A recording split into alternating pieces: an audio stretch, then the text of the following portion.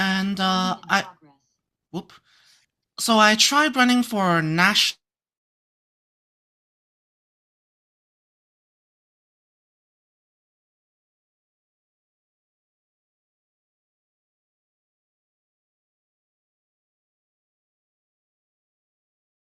vice president of my local EDA in Richmond Hill.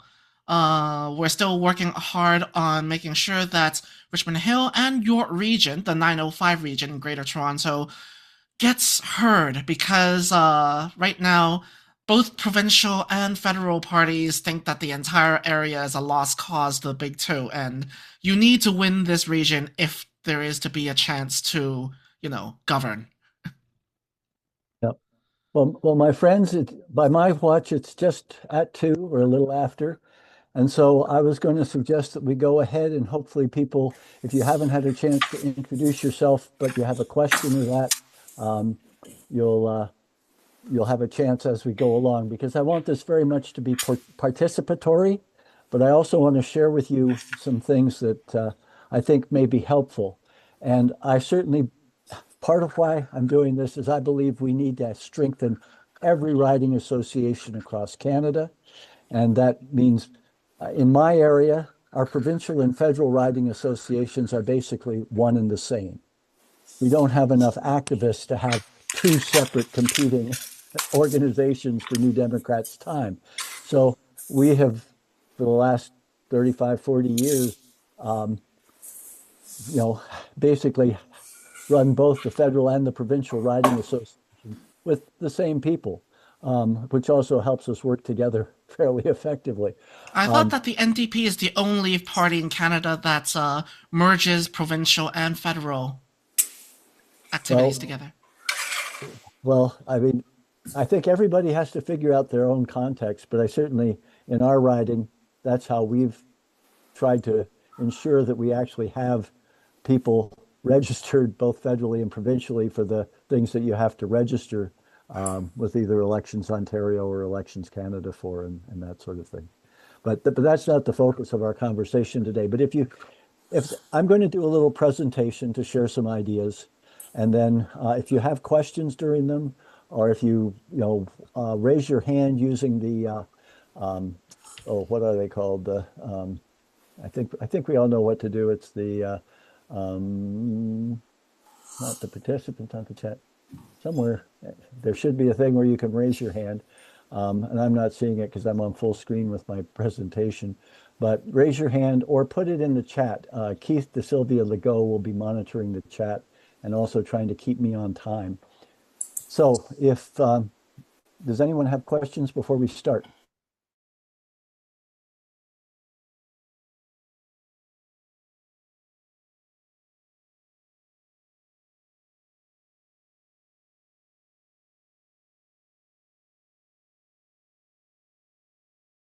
My experience with holistic management.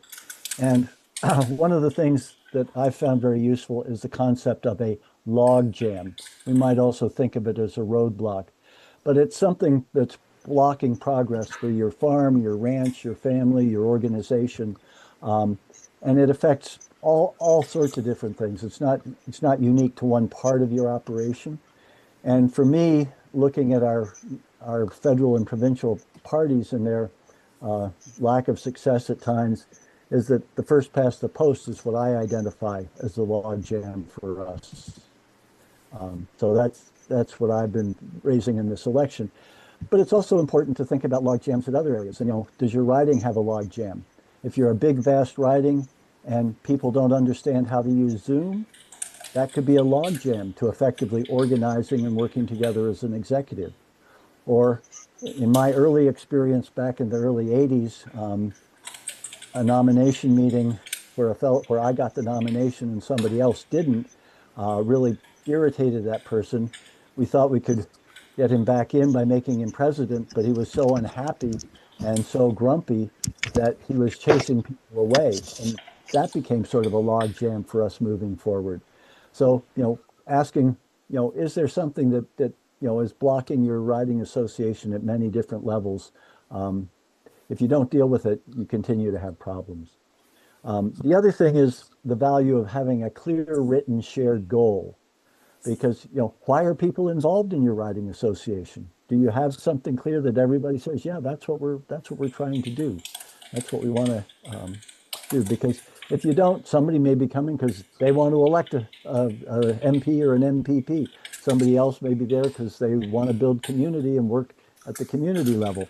And figuring out what you're agreed on and what you're working toward together can be a very powerful tool, particularly if it's written down and you can share it with each other. Um, and if you're in a riding like mine, and people's main goal is to elect an MP or an MPP, they may get pretty disappointed after a number of elections and feel that they're not going in that direction. But if you have a more broadly articulated goal, well, we can still have a strong community sense in our EDA, and we can be doing good things in our community. We maybe didn't elect an MP or an MPP this time, but we've still got stuff we're accomplishing. So I'm going to skip over this one, but it was my effort to sort of come up with a example holistic goal for a riding association. And we talk about quality of life, vision, and system and behaviors. So every riding association, if they wanted to follow this kind of model, could develop their own. But we're effective, welcoming, and democratic, work well together, and share the load, and that sort of thing. But I won't dwell on this because this can be an important part of your organizing as a EDA, but it's not what I wanted to touch on today. So we need to know what we're managing. And I found this idea of a circle of concern and circle of influence comes from Stephen Covey. As an activist and an organizer, I found it really helpful because I've got a big circle of concern and I can get pretty despairing when my focus is out there on today's news and what's going wrong in the world. But if I look at my circle of influence, which is usually inside my circle of concern, that tends to be an area where it's more hopeful, where I'm working with people, where I'm accomplishing something. And Stephen Covey makes the point that your circle of influence, if you spend most of your time there, expands out into your circle of concern. But if you spend all your time worrying about your circle of concern, your circle of influence shrinks. And that's helped me as an activist sort of balance my energy and time. But in terms of thinking about your electoral district association, it's also important because it helps you think about, well, what are we managing? What can we do? And so in holistic management, we talk about what are you managing? What is your whole under management? And we look at the physical resources you have to work with, the equipment, the money. Are there union halls? Are there parks where people can gather? Do you have, you have it used to be mimeograph machines. Now do you have a printer and computers and databases? Um, who are the people that are involved? Your executive, the members of the riding, maybe a candidate. Do we have people who are supporters but not? Are there community organizations we could be working with? But really sort of take an inventory of what's in your riding, what's in your community, and then you know what is available, and remembering to think about people's skills and capabilities, um, networks, communication channels. You know, these are all things that are important. And are there any unique assets, unique capabilities that you have within your riding association? Maybe you have somebody who was a member of parliament or a member of the legislature who can um, do things that others can't, or that could, do a training session in ways. So maybe, so what has impressed me during this leadership campaign is the incredible skills and talents of the people who've come to work with our campaign, and that I come across as I talk to people and work with people. And I think that's one of the huge neglected resources from the party perspective when the party just focuses on what they think are winnable ridings, because there's a huge pool of talent and commitment and passion out there in our riding associations and in the community level. And these slides will be available if people want them. I'm happy to share them. So when we took the holistic management course years ago, one of the things that was incredibly helpful to us in our farm operation and in our family was what's called the weak link analysis. And the weak link analysis says your uh, only a chain is only as strong as its weakest link. And in holistic management, we talk about the social weak link. Are there people or things that you're going to offend by what you're going to do, or that you need to at least consult with or talk to? The biological weak link probably doesn't apply very much in electoral district associations, but certainly in ranches, farms, and families, it certainly can. And the organizational financial weak link looks at what we call the chain of production. And when we talk about the chain of production, we talk about the length where you have a resource that you're going to be converting, where you have a product, where you're converting that resource into a product, and then the market conversion, where you're taking that product and getting it out to either to a customer base, if you're a farm or a ranch, or a community, or voters. And the value of looking at your chain of production and then determining where the weakest link is that it helps you identify the area where spending time, effort, and energy, and possibly some money is going to get you the biggest return in strengthening your overall chain. And once you strengthen a link or something in that link, then you go on to strengthen the next area that has become the weakest link. But we found it an incredibly powerful tool for improving both our farm and also our family interactions. So we're going to spend a little more time looking at that. But if you think of your riding association as an organization, and you think about the resources it has to work with and the products it can create and how you market that product, does anybody want to take a shot at what are the resources you have to work with in your riding association? Either put up your hand or unmute. Anybody? Well, I have been thinking about this maybe a little more than the rest, so feel free to. Oh, okay. Uni. I think the most important thing and the easiest to get and mobilize are people. Time and energy, resources to, get people out, organize something out to the community, whether it's legal or not.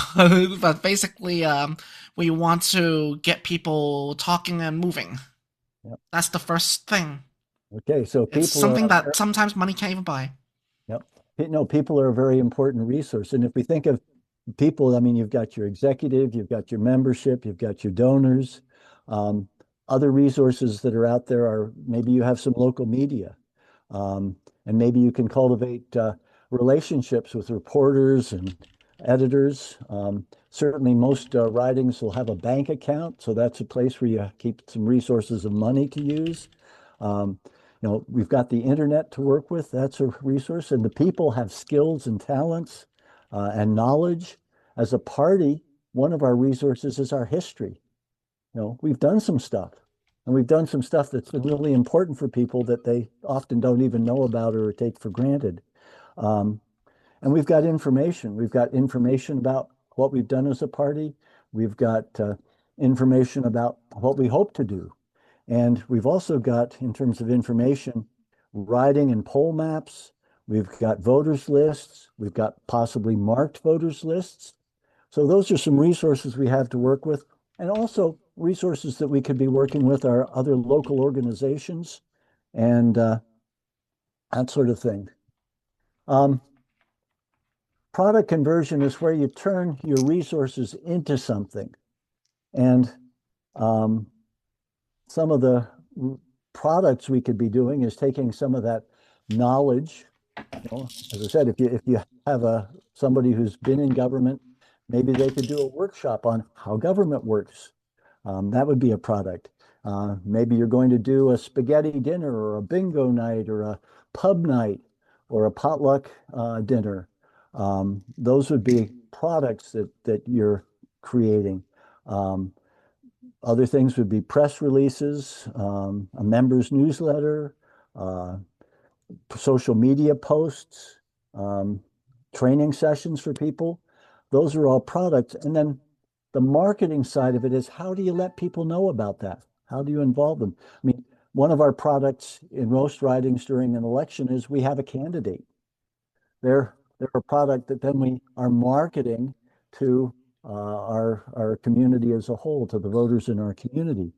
But in terms of the market conversion, we've got to let people know what we're doing. So again, sending out press releases, again, staging events with some kind of posters or social media that we invite people to. Another thing in terms of marketing is to go where people are. Do we have our NDP banner so that when we're walking in the coldest night of the year, a group of New Democrats are showing that the NDP showed up for that, or any other kind of community events that are going on, or in rural communities, there's the various town fall fairs and that sort of thing. Um, and certainly one way of doing marketing is membership work, membership drives, uh, planning a good election night party and inviting a lot of people to it, even if they aren't necessarily members. And another marketing aspect would be, do you have a little card that you can hand out that says, this is our riding association, these are the things we're working for. And when you're at a protest in front of your MP or your MPP's office, you can share it with the other people who've gathered there. So those are all, kind of ideas that relate to how do we market? And each individual riding will figure out what are the things that they might want to do in that regard. But by describing your, oh, there's a young New Democrat I heard in the background. Um, but by describing your chain of production, you start to think about, well, what are all the different aspects of what we're trying to do, and how do they connect and work together? And from my perspective, having worked at this now since 1995, it's not so important that you perfectly define your chain of production as that you think about what is in it and figure out what's the weakest link in that stay in your enterprise.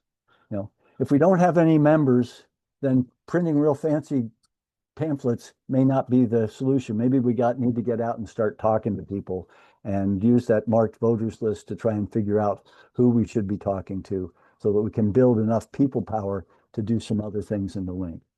Or if we, don't have any money to print stuff, then we're going to have to figure out how to raise money to get stuff if we identify print stuff as something we need to do. So it's a way of figuring out where to focus. So again, we'll skip over that. This is a workshop where I want more of your input, but thinking about where that weak link is and how to strengthen it can become we found it to be an incredibly valuable tool in terms of making our farm much more successful and productive and more enjoyable for us, because it's a lot more fun when you feel like you're having success. And that would be another thing I would say, thinking about how to have fun when you're doing stuff in a riding association so that the people who are doing the work enjoy the results of it. And so, if you're organizing an event for the first time, plan it for things that you want to do and enjoy, so that as we've had this experience in the last 45 years, you're the only people who show up to it. Well, at least it's something you enjoy, and hopefully next time more people will come. And that's why you also invite your friends and neighbors, not just your New Democrat list. But that this is where you get the best return for your effort, your money, your labor, your creativity, if you focus it in that weak link area. But by doing the inventory, you identify all the different components that you as a riding association are working with. So why we found the weak link analysis to be so useful and important was that up until then, we tended to spend our time on the farm doing the things that we really enjoyed. And when we identified the weak link for our farm was marketing our products. As a kid, I was in the Scouts, and our Boy Scout troop sold evergreens at Christmas time. And I was a rural kid, so I would walk around our country block, walking past cedars and spruces and pines up to people's doors, asking them if they wanted to buy a wreath made out of cedars or spruce or pines. I did not like marketing, but I realized when we did the weak link analysis that if we were going to, get where we wanted to go as a family with a farm, we needed to concentrate on marketing. And so by identifying the weak link, it helped us figure out what we needed to do and then help provide some discipline to actually get around to doing it. And we found it a very powerful tool. So the other thing I wanted to show, well, two things here. My slide with the arrow pointing at the root cause didn't quite come through, or I didn't see it the way I meant to. But one of the important things in the holistic management framework is these 7 testing questions. And the top one there on the right is the root cause. So if you're trying to solve a problem, you have to deal with the root cause of the problem. You have to dig back and decide what is the root cause, determine the root cause. Because if you don't deal with the root cause of a problem, you never make much progress. You're always dealing with the symptom. And from my perspective, again, the root cause of a lot of our electoral failure is the fact that our first past the post system does not equitably reward voters. And so voters give up. Over half the people in Canada who are eligible have stopped voting, and over half the people who actually vote don't get any representation for their vote. So that's a huge problem, and we're not going to solve it simply by strengthening our riding associations. We may do a lot to improve it, but that's something we have to figure out how to address and address effectively. But the other thing I wanted to share from holistic management is the idea of what we call comparing options or getting the biggest bang for your buck. And that is when you have 2 or 3 different ways of addressing your weak link, which one will be most effective, and taking the time to brainstorm and do that and figure out, what will give us the best return, the best result for, the least amount of effort and work, so that we can take that unused effort and work and apply it to another aspect of the operation. So these are some of the ideas I wanted to share. And finally, none of us can do it all, but all of us can do something. And if you can build a riding association executive and then involve your members in a team where it's fun and where you feel like you're accomplishing things, in a riding like mine, if our only goal is to elect an MP or an MPP, we're going to be disappointed most of the time. But if our goal is to reach out and connect to our community, to be involved in the things that matter to our people, and if we're shown as we're caring about people more than caring about power, we can build something that will then help us possibly get to power as a government in politics. And thinking about how we can do that is what I was hoping we could share today. So that's my presentation at this point. I do bring 45 years of experience to working in, ridings and organizing, and I'm happy to share that. But I would like to open this up so we can hear from others, and maybe you're having a very successful time with your EDA, or maybe you've got some challenges you'd like to explore with the rest of us. So please, if you've got any questions, any ideas, anything you'd like to share, put up your hand and unmute.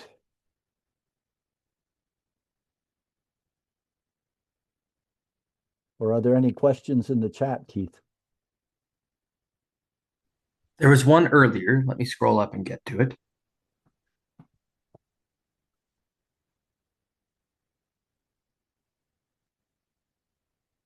This is from Ian. Ian said, as a first step to getting rid of first past the post, could we fight for party status / funding / recognition based on total popular vote, despite only having 7 seats?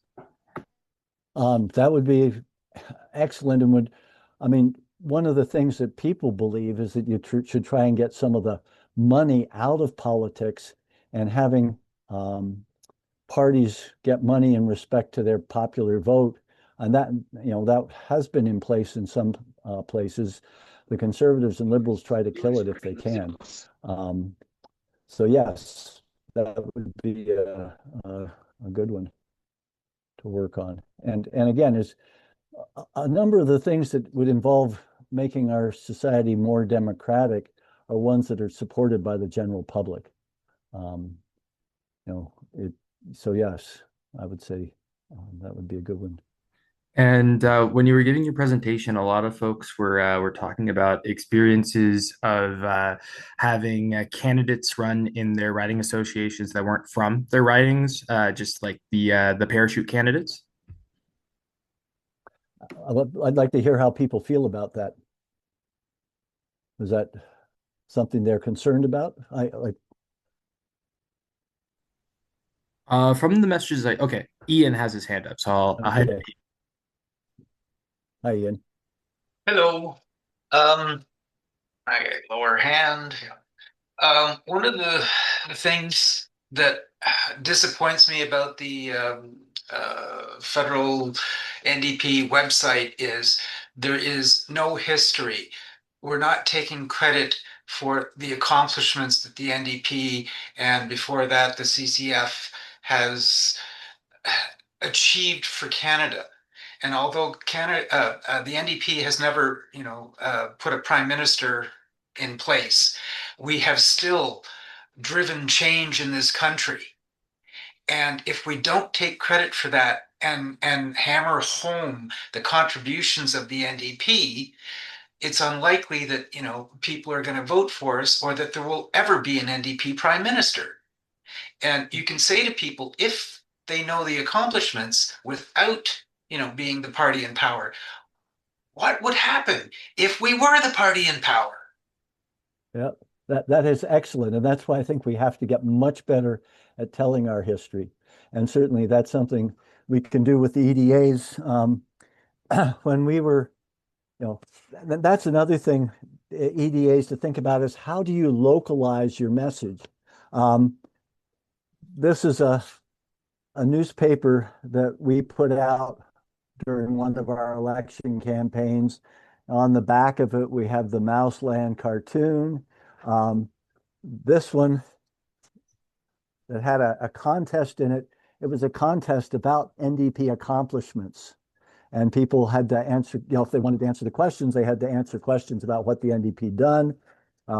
We had, information that localized it and made it relevant to people. But I think your point about getting our history and having a place where when people go to the NDP website, they can learn about where did healthcare come from?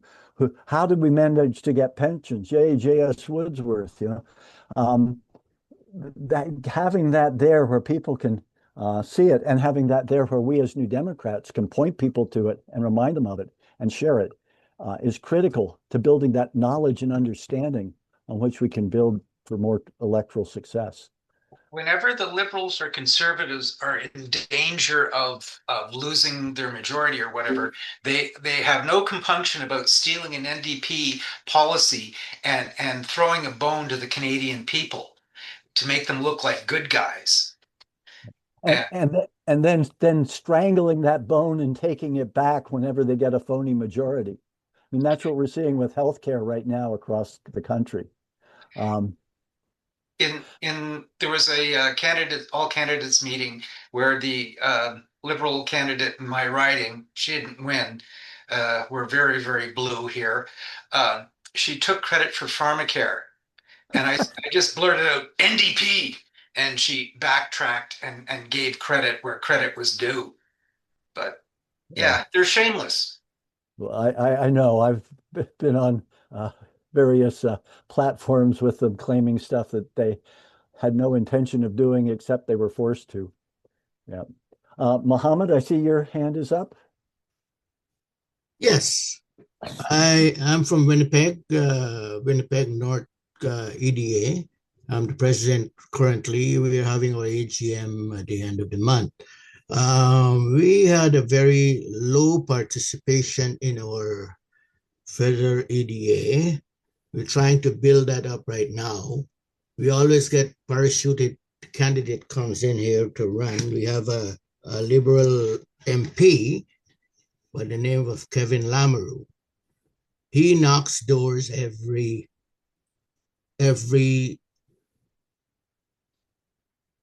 any time he's able to do. He has every Saturday he's in the riding at a McDonald's restaurant where he meets people, serves them free coffee, and more of the people that he sees are the immigrants, people that comes in, and but our party is failing to attract the new immigrants. They're in Manitoba. Yes, we get a good participation of our immigrant population, but not all of them voted for the NDP. That is why we keep getting Liberals elected for the federal Liberals. We need to find ways of attracting our new immigrants while letting them know what we stand for. The Liberals grab them up very quickly, but we failed to do that. Provincially, yes, we get a lot of them supports the provincial NDP.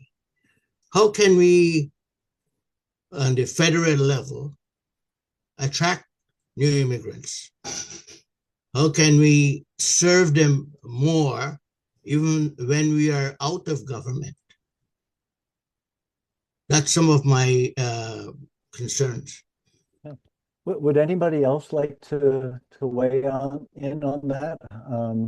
I'm from a pretty unurban area with a limited immigrant population, but we have been involving. Abby? Hi. Abby, go ahead. Yep.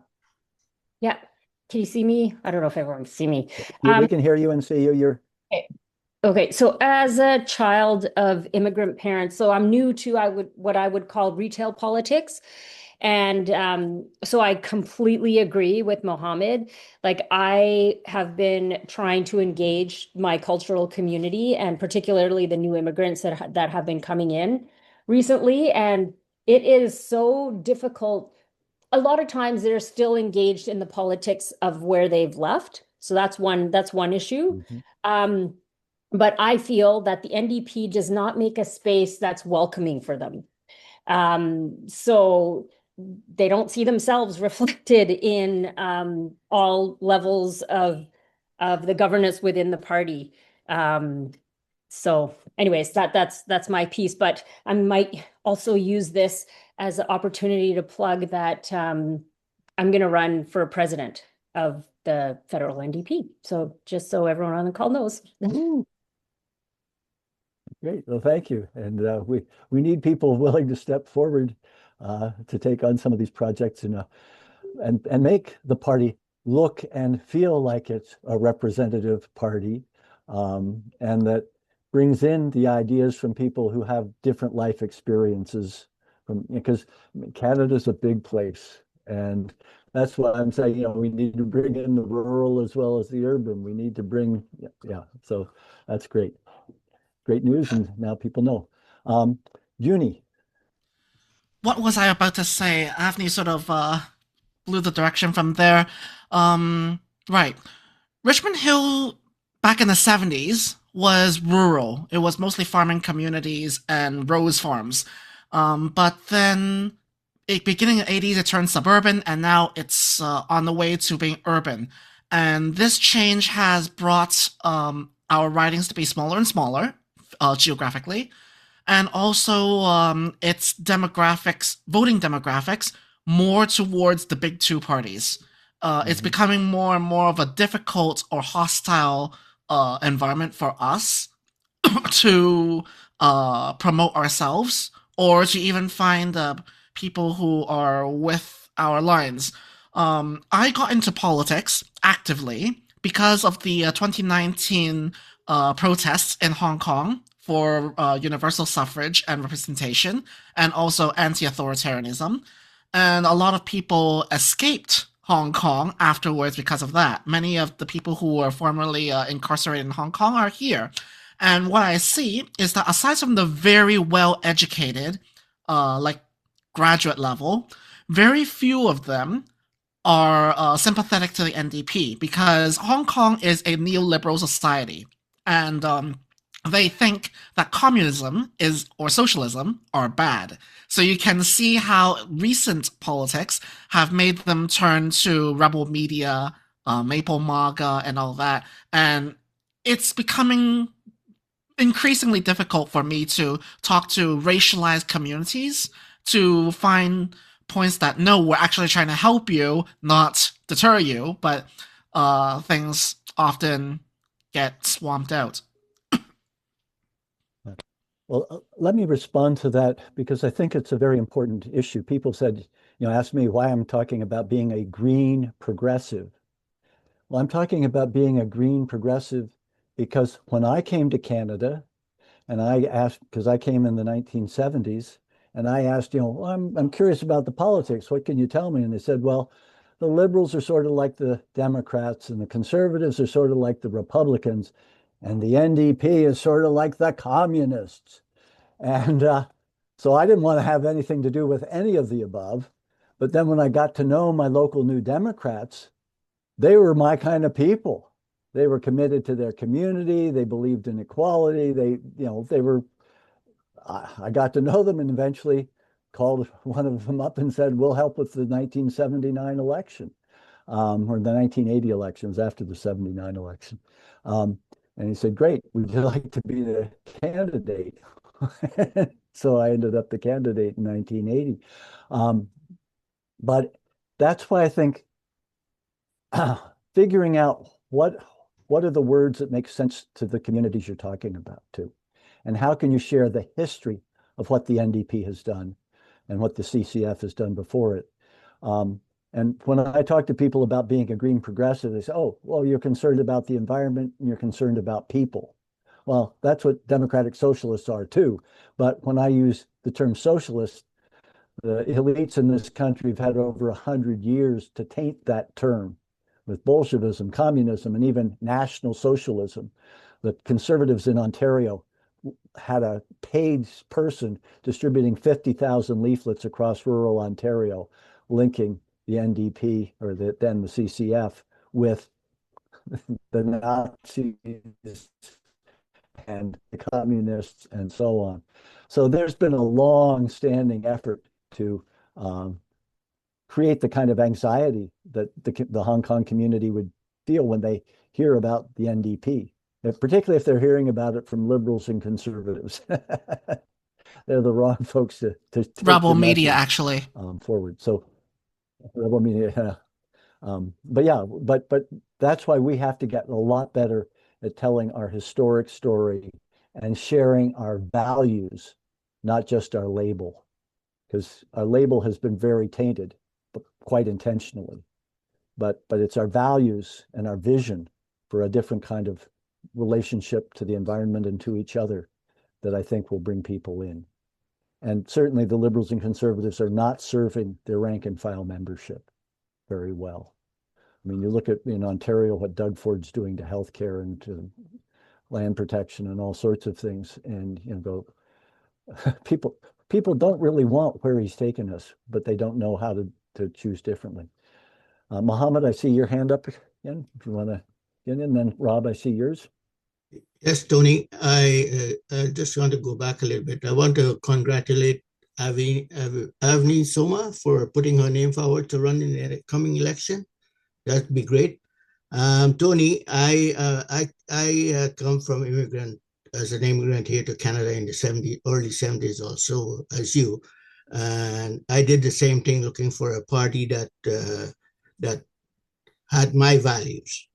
And I looked at for about quite a few years until I joined the union movement.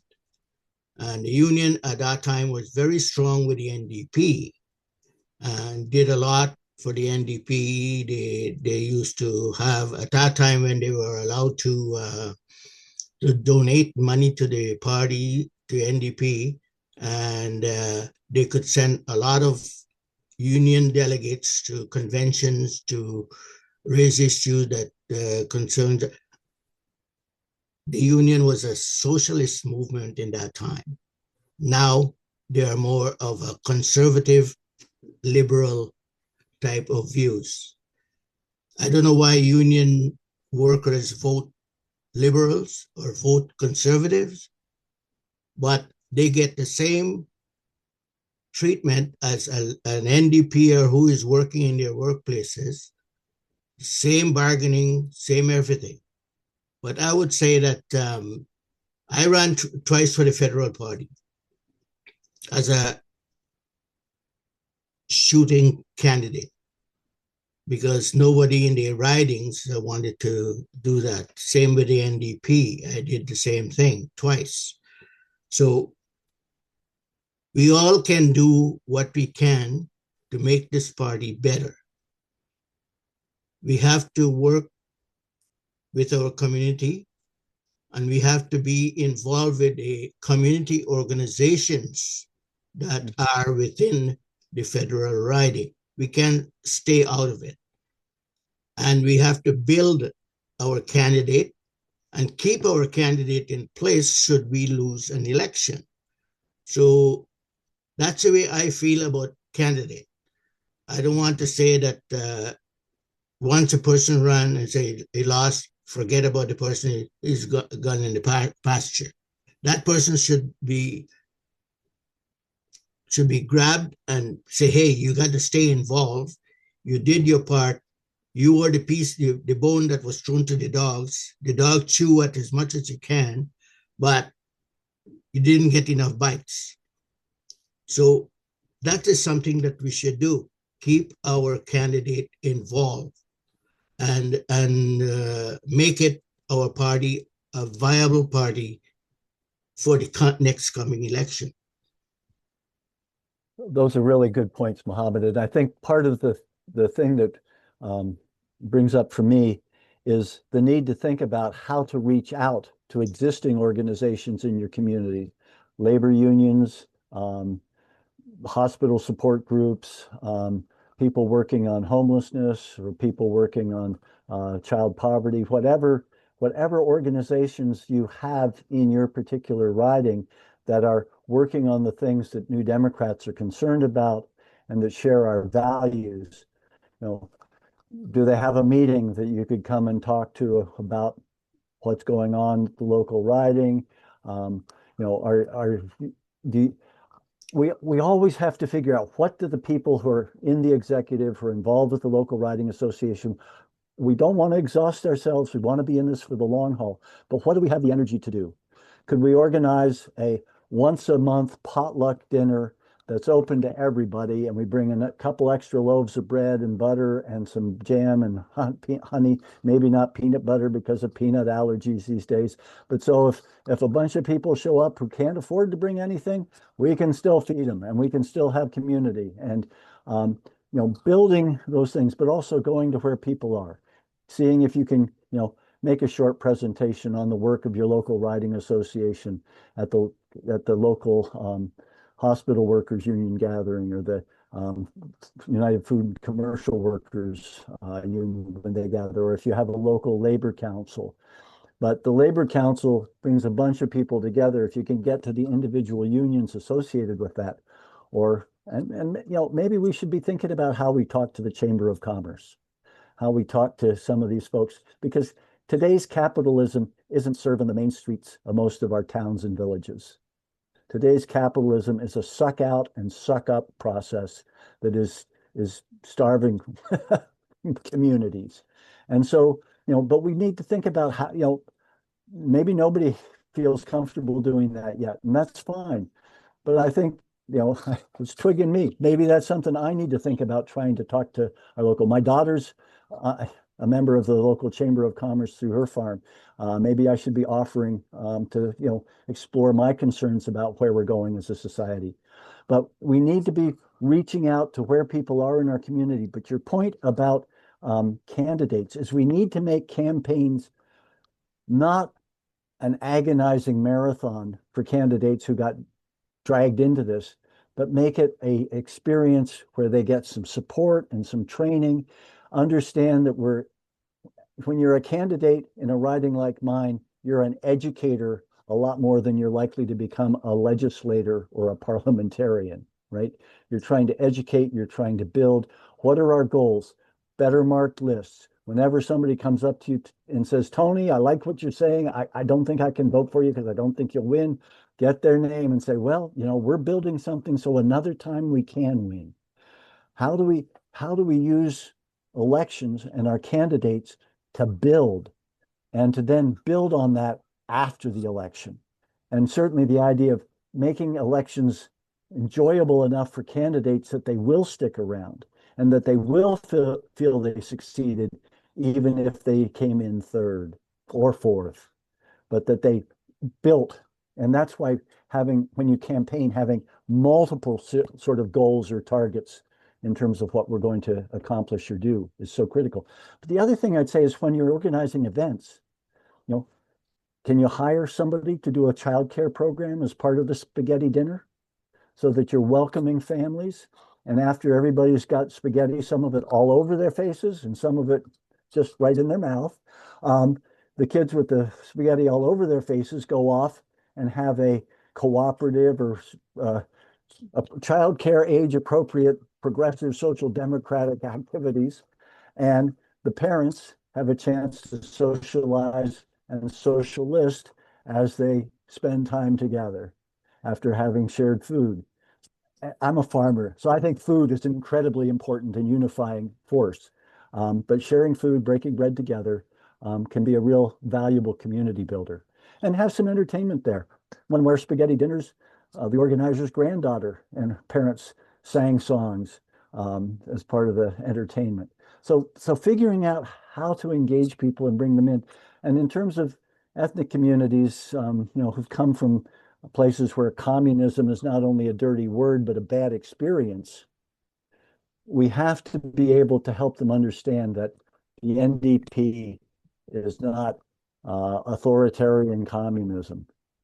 But we'll do that better by not doing a graduate degree academic lecture, but by talking about what the NDP's done and what our values are. Rob, I see your hands up. You'll need to unmute. Yep, there you go. Thanks, Tony, for making space for me there. I won't take too long because I see there's several other hands up. I'd like to support Mohammed in keeping our candidates active between election cycles. In fact, not just the candidates, but the whole volunteer team.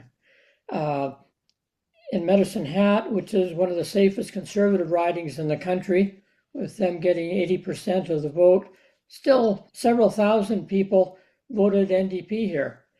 And yet our EDA only has several dozen members. And it's because people haven't been asked to join. As you say, there wasn't much fun involved in it when they did. I actually wrote up a job description or a position description for what I call a poll representative, somebody who stays active in their particular poll and develops a personal relationship with it. And it's probably where they live, but not necessarily. And they canvass it every year, but just once a year, and whether there's an election called or not. And some of the important things that they can be doing is finding out what the issues are, identifying locations for signs, finding some of those thousands of supporters that we've got, and something simple like getting the phone number of the manager of all the apartment buildings so that we can get access to that easier when an election is called, rather than scrambling at that point to try to find out who's going to let us in the locked door. So to me, the main point of this position description is that it makes a volunteering job be finite, gives particular tasks. When you've done them, you've done them. You don't have to feel guilty afterwards for not doing more. And it would involve about 80 to 100 people as serious volunteers. They would all be trained in how to use the documentation that the party provides and how to record the votes or the preferences of the electors. So I see a lot of advantages, and I would encourage people to set that sort of thing up right now. developing their volunteer base. Rob, that's great. Could you send email Tony McQuail, greenprogressive@gmail.com, that job description?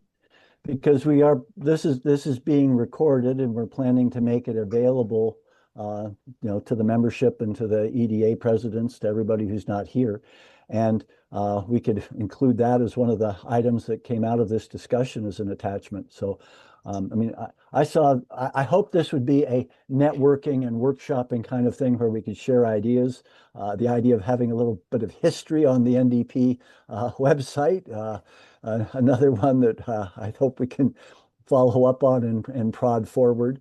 And we're a very small campaign, but maybe we can do that on our website as well, because I think it's critically important. Could you put your email in the chat again? Yeah, it's in the chat there. Yeah. Okay.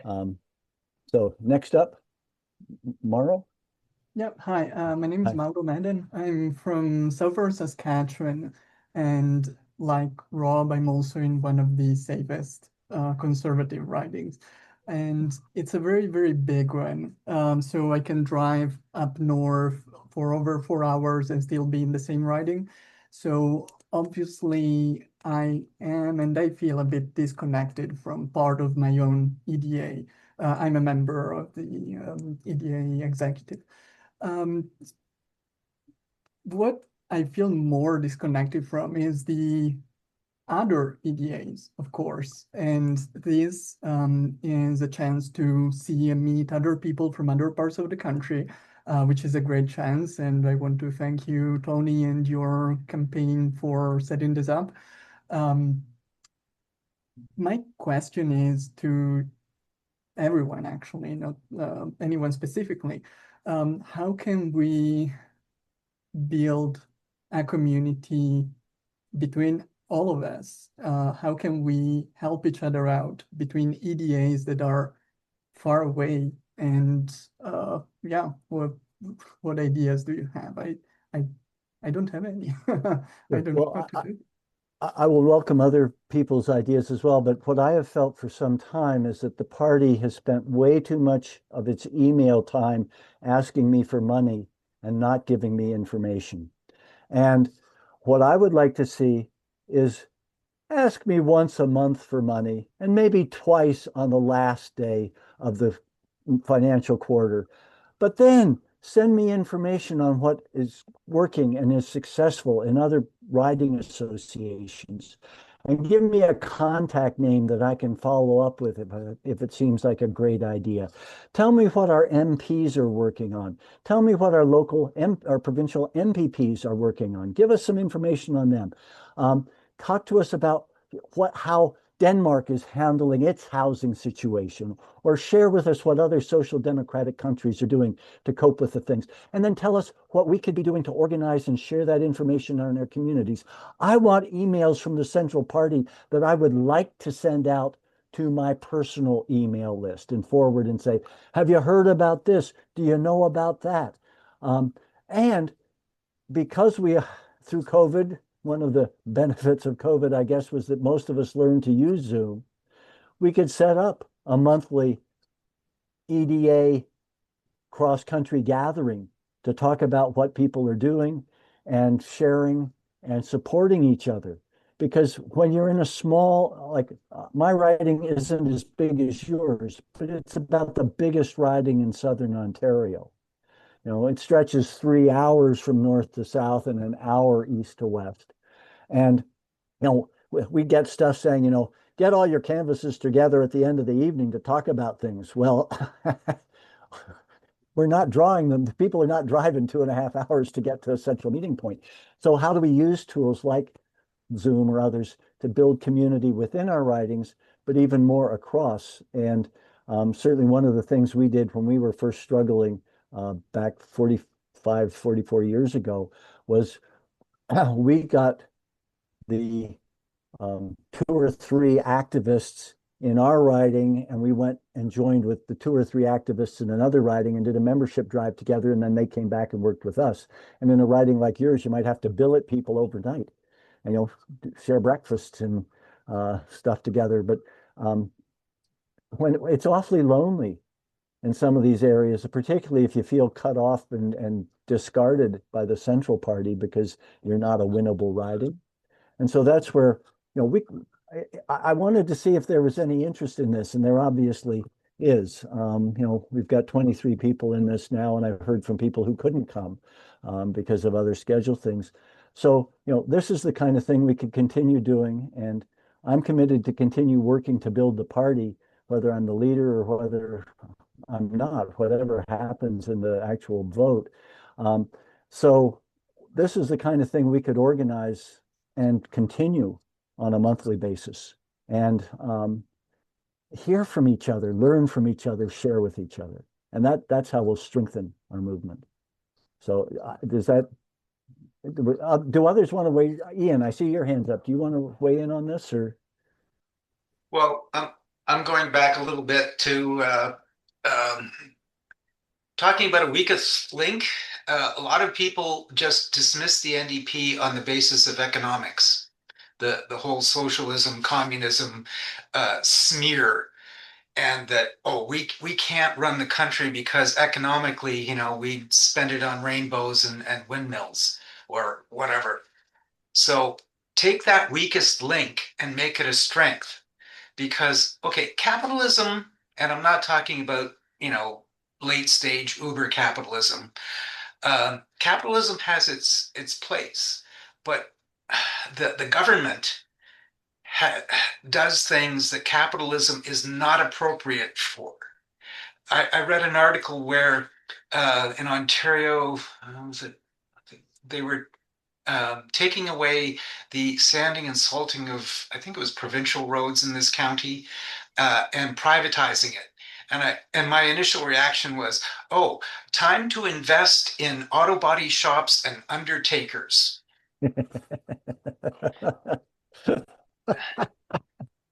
So whenever anybody brings well, we shouldn't shy away from it. We should lead with it.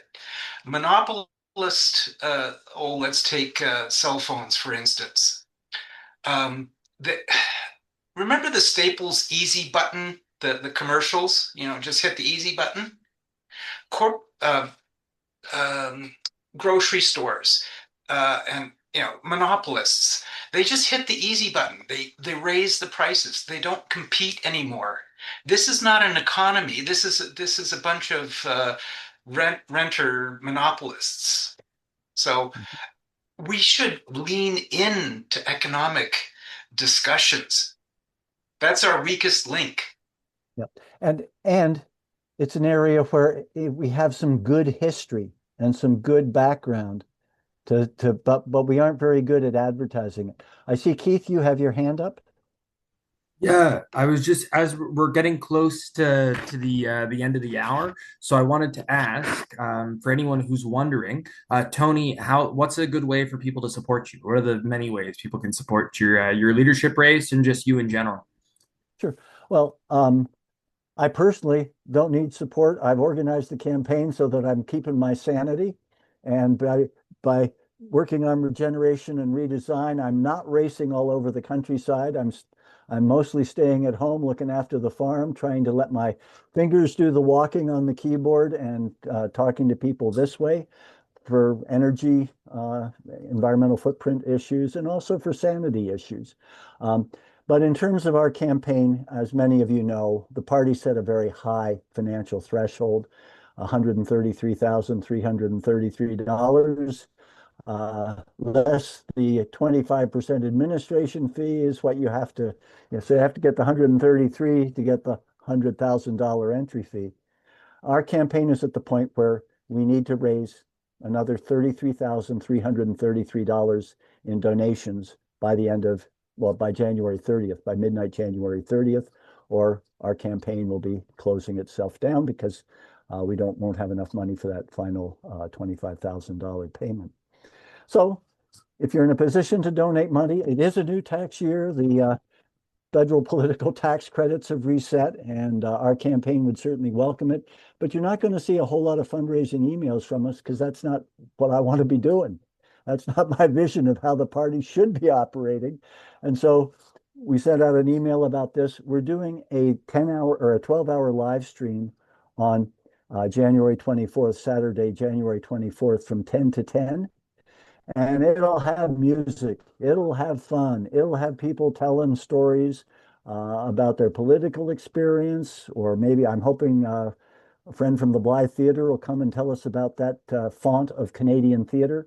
I think they did have in their 50 years, they've produced over 100 original Canadian plays that are telling our stories, not Shakespeare's. Shakespeare's good too, um, but in addition, I'm hoping to do 2 workshops during that time. One, exploring what a nonviolent defense strategy could look like for Canada. And 2, ideas again on how do we deal with first past the post until we get a proportional electoral system.